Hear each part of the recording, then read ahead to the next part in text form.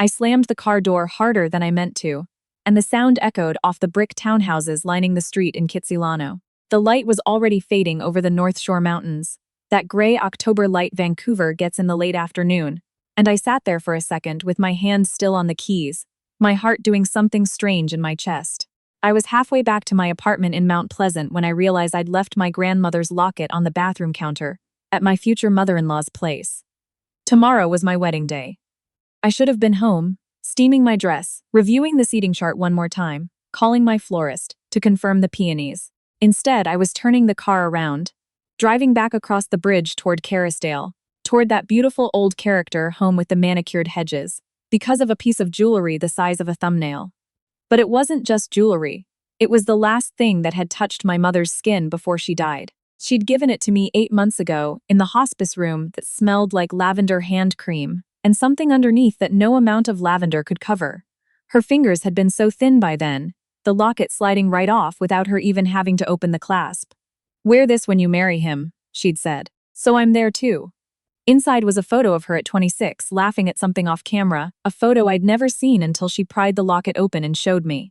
I had cried so hard the nurse came in to check on us. So no, I wasn't going to leave it sitting on a marble bathroom counter, overnight in someone else's house.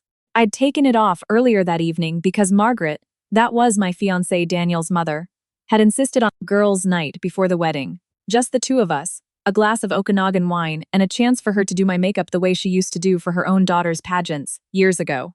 Before her daughter Whitney got too old for all that. I'd unclasped the locket so it wouldn't get product on it. Margaret had been so warm that whole evening, refilling my glass, telling me how lucky Daniel was, how she'd always wanted a daughter who actually appreciated nice things, unlike some people she could mention. I'd laughed along, flattered, a little tipsy, completely unaware that I'd forgotten the locket on the counter, until I was already crossing the Burrard Bridge with the radio on. I parked on the street instead of the driveway, out of habit, even though tomorrow this family would technically be mine too. The porch light was on.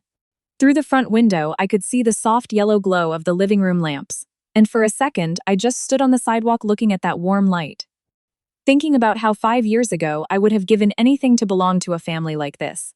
Mine had been small. My father left when I was 9. My mother worked 2 jobs at a dental office and a grocery store deli counter to keep us in our rented townhouse in Burnaby. And when she got sick, it was just the two of us figuring out chemo schedules and insurance forms with nobody else to call. Daniel's family, by contrast, had Sunday dinners. They had a cabin on Salt Spring Island.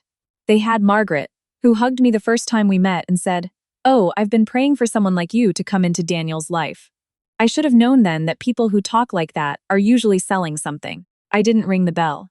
I still had the spare key Margaret had given me for emergencies, and this felt close enough to one. I let myself in quietly, the way you do in a house where everyone might already be in pajamas. And I was halfway through pulling off my shoes in the entryway when I heard Margaret's voice from the kitchen, low and amused, the kind of low you use when you think no one else can hear you. She actually believed me when I said I'd been praying for her, Margaret was saying. 5 years of acting, Whitney. 5 years. I froze with one shoe still on. Whitney laughed. That same easy laugh I'd always thought was just family humor. "Mom, you should win an award, honestly. The way you cried at their engagement dinner. You cry when you have to," Margaret said. "It's called strategy." Her mother left her that little condo in East Van before she passed. Did you know that? Paid off, completely paid off. Daniel checked the title himself. Once they're married, it becomes matrimonial property under BC law if we're not careful. So the lawyer's drawing up something for Daniel to have her sign. A little post-nup, dressed up as a tax planning thing for the rental income. She'll sign it.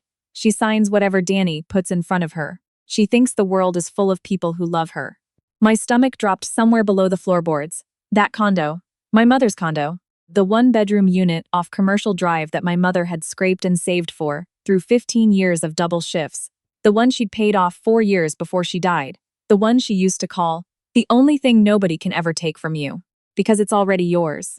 I had been planning to rent it out and keep it as something steady, something of hers that stayed in the family, that maybe our own kids would inherit one day. I had told Daniel that. I had told him everything. And once that's settled, Margaret went on, and I could hear ice clinking into a glass. "We'll talk to him about Whitney's boutique. She needs $40,000 to get the Robson Street lease, and frankly, a girl with no family money of her own who works in school administration isn't going to miss it once the condo's liquidated." Danny already half promised. He just needs the paperwork in place first. What if she asks questions? Whitney said. She won't. She'll be too busy being grateful someone finally loves her. Margaret laughed, a real delighted laugh, the kind I'd heard at our engagement dinner and mistaken for joy. Honestly, sweetheart, some women are just easy. You find the orphaned ones, the ones whose mothers just died, the ones who've never had a real family. You give them a Sunday roast and a hug, and they'll hand you the deed themselves. I don't know how long I stood there in that front hallway with one shoe in my hand. Long enough that my foot went numb on the hardwood. Long enough that the photo of my mother at 26, tucked inside that locket sitting somewhere on their bathroom counter, felt like the only honest thing in that entire beautiful house. I thought about my mother's hands, how thin they'd gotten, how she used to say, after everything, after my father, after the 2 jobs, after watching every other family on our street take vacations she couldn't afford. Don't ever let anyone make you feel lucky to be loved, baby. You deserve it plain, no conditions. I had nodded along at the time the way you nod along at things dying people say, not really absorbing the size of them. I absorbed it now, standing in a stranger's front hall with my shoe in my hand, and my future mother-in-law's voice drifting out from the kitchen, like poison gas filling a room nobody had told me to evacuate. I did not walk into that kitchen and confront them. I want to be honest about that because I think about it a lot. The version of myself who could have stormed in, thrown my shoe, screamed, I am not that woman, or I wasn't that night. What I did instead was open the voice memo app on my phone, hand shaking so badly I fumbled the passcode twice, and I let it run. Margaret kept talking. She mentioned the lawyer's name. She mentioned the post-nup again, called it the Tuesday paperwork. Said Daniel was bringing it to me Tuesday morning, 2 days after the wedding, while I was still soft and sentimental from the ceremony, still floating, still grateful. She said the word grateful 3 more times before I turned the recording off.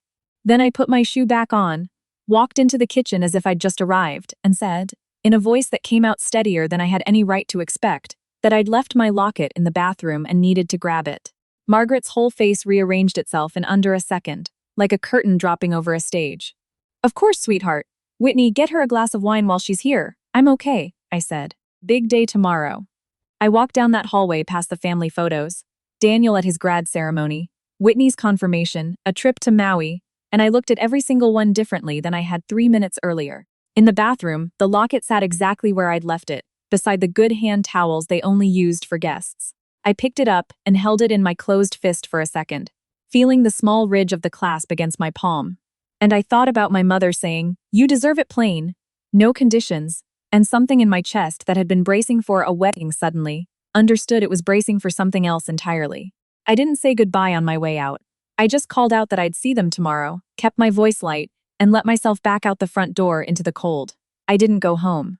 I drove straight to my best friend Marisol's apartment in Strathcona, the one person who'd been telling me gently, for 2 years, that Margaret gave her a feeling, and who I'd brushed off every single time because I didn't want to hear it. She opened the door in her pajamas, took one look at my face, and didn't ask a single question until she'd put the kettle on. I played her the recording sitting cross-legged on her kitchen floor, the steam curling up between us, and when it finished, she didn't say I told you so. She just reached over and held my hand so hard it hurt and said, okay, what do you want to do? What I wanted, more than anything, was to not be the naive woman in that recording, the grateful one, the easy one. So here is what I did, and I'm not going to dress it up as more dramatic than it was. Because the truth is it took 2 days and a lot of phone calls and Asla Giros screaming matches. I did not go to the venue the next morning. I texted Daniel at 6 a.m. before the hairdresser arrived, before his mother could call to check on the schedule, and I told him I wasn't coming, and that he should ask his mother and his sister to explain why. Because I wasn't going to be the one to say it first. I wanted to hear what version of the truth they'd give him without me in the room.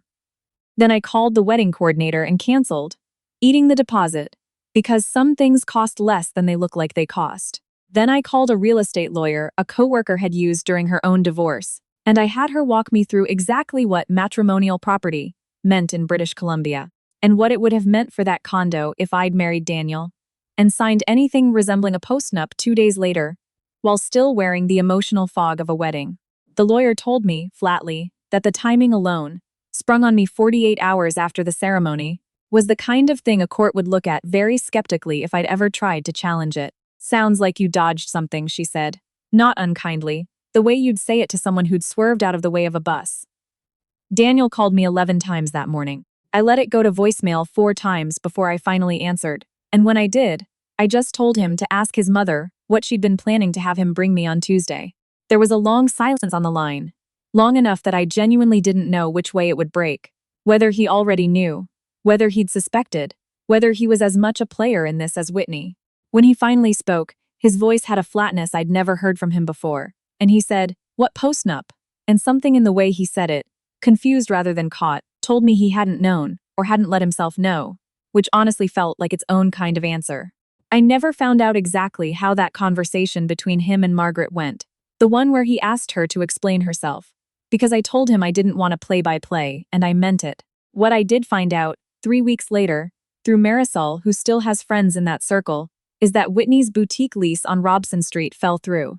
That Daniel moved out of the basement suite at his parents' place, the one he'd been living in to save for the wedding, and got his own apartment in Yaletown. That he tried calling me twice more over the following month, and I didn't pick up either time, not out of cruelty, but because I had finally learned the thing my mother spent her whole life trying to teach me, the thing I'd nodded along to without really hearing. I kept the condo. I still have it.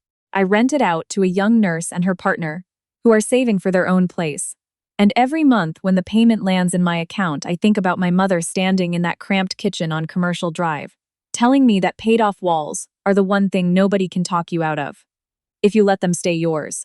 I wear the locket every day now, not just for weddings. Some mornings I open it and look at my mother laughing at 26, at something just out of frame.